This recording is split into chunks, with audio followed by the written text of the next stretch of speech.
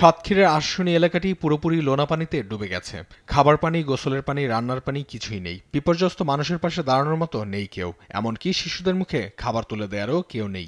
বাচ্চা নিয়ে কোনো থাকার অবস্থা নেই, তাই চলে যাচ্ছি।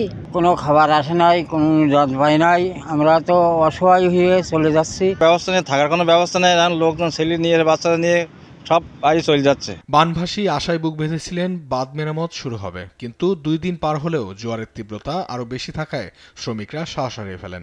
এই বন্যা গত 2 দিন ধরে জোয়ার ভাটার পানি অনবরত চলাফেরা করছে, টিউবওয়েলের পানি পান করা যাচ্ছে না। খুব সমস্যা, মানুষের পশু পাখিরও খাবার নাই, মানুষেরও কোনো খাবার নাই।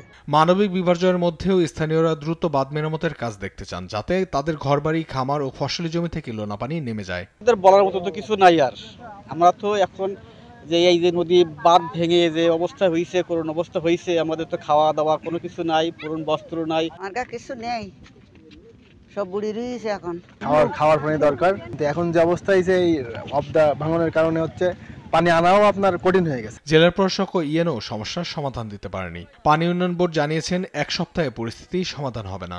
এখন আমরা চেষ্টা চালাচ্ছি, এখানটা একটা ছুটিকালীন সময়দের লেবার ম্যাটেরিয়ালস পাওয়া কঠিন হচ্ছে, তারপরেও ব্যবস্থা হচ্ছে এবং আগামীকালের মধ্যে আশা করি আমরা রিংটা ক্লোজ করে দেবো। গত 10 বছর সাতক্ষীরার এই অঞ্চল অন্তত 10 বার ভাঙনের শিকার হয়েছে।